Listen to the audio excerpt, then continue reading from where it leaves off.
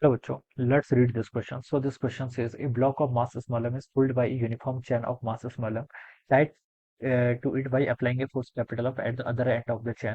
The tension at a point which is at a distance of quarter of the length of the chain from the free end will be. ठीक है, आपको यहाँ पर बताना क्या है, टेंशन बतानी है आपको। क्या टेंशन एट ए पॉइंट, आपको यहाँ पर टेंशन कैलकुलेट करके बतानी है। तो देखिए बच्चों, इस क्वेश्चन का की कॉन्सेप्ट आप क्या लिख सकते हैं, the key concept of this question, Newton's laws of motion लिख लीजिए। क्या लिख लीजिए, Newton's laws of motion. This will be the key concept of this question. ये क्या हो जाएगा आपका, इस क्वेश्चन का की कॉन्सेप्ट हो जाएगा। ठीक है बच्चों, देखिए एक क्या आपके पास ब्लॉक है। ठीक है, एक ब्लॉक को आपने इस तरीके से रखा हुआ है, this is a block. Block का मास कितना आपका एम के इक्वल है, ब्लॉक का मास एम के इक्वल है। एक चैन से, मान लीजिए ये चैन है, मान लीजिए आपकी चैन है। ठीक है, चैन आपकी कुछ इस तरीके से होती है, मान लीजिए इस तरीके से कुछ चैन है। ठीक है, ये आपकी चैन है ऐसे।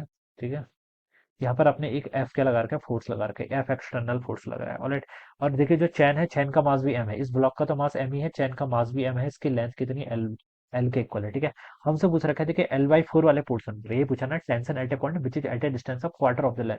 इसकी टोटल लेंथ कितनी, एल के इक्वल, तो यहाँ से यहाँ तक की लेंथ क्वार्टर है, यानी कि एल बाई फोर है। और ये जो रिमेनिंग लेंथ होगी बच्चों, ये कितनी हो जाएगी आपकी, थ्री एल बाई फोर के इक्वल होगी। ठीक है, ये आपका हो जाएगा। Alright, which is at a distance है quarter of the free end. ठीक है, और चैन आपकी यूनिफॉर्म है। यूनिफॉर्म मतलब देखिए, यूनिफॉर्म का मतलब होता है मास का डिस्ट्रीब्यूशन इक्वल होगा। ठीक है, टोटल एल लेंथ की चैन का मास कितना है, एम के इक्वल। तो यूनिट लेंथ की चैन का मास कितना होगा आपका, एम बाई एल के इक्वल। ठीक है, तो एल बाई फोर लेंथ की मास कितना होगा, एम बाई फोर। ठीक है, और इससे इधर जो मास होगा इसका आपका थ्री एम बाई फोर, ये हो जाएगा। ठीक है, ऐसे बता सकता हूँ। तो मुझे देखिए इससे पहले यहाँ पर बतानी कितनी आपकी टेंशन का फोर्स लगेगा।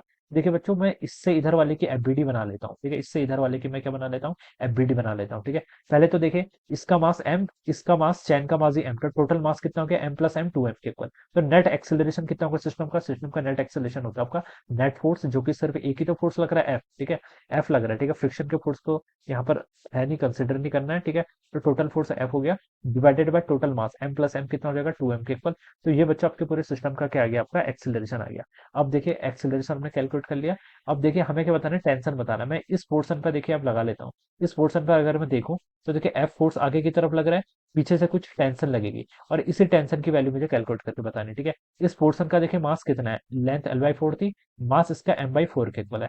तो आप देखिए इस पर न्यूटन लॉज ऑफ मोशन अगर मैं लगा लूं, तो मैं लिख सकता हूँ इसका मास टाइम से इसका जो एक्सेलरेशन है ए है। ठीक है, एफ इसको सपोर्ट कर रहा है, टेंशन पीछे की तरफ लग रहा है। ठीक है, और यहाँ से मुझे क्या बतानी है, टेंशन बतानी। तो यहाँ से मैं टेंशन को देखिए बच्चों क्या लिख सकता हूँ, एफ माइनस आपका एम ए बाई फोर के इक्वल लिख सकता हूँ। ठीक है, ए को अब आप यहाँ पर से रिप्लेस कर लीजिए, क्योंकि ए आपका वेरिएबल है, एम बाई फोर। और ए को देखिए मैं यहाँ से क्या लिख सकता हूँ, एफ बाई टू एम लिख सकता हूँ। ठीक है, कितना, एफ बाई टू एम। ठीक है, तो यहाँ से देखिए एम से आपका एम कैंसिल, ये हो जाएगा एफ माइनस आपका एफ बाई एट। ठीक है, और इसको सॉल्व करेंगे तो आपका सेवन एफ बाई एट के इक्वल आ जाएगा।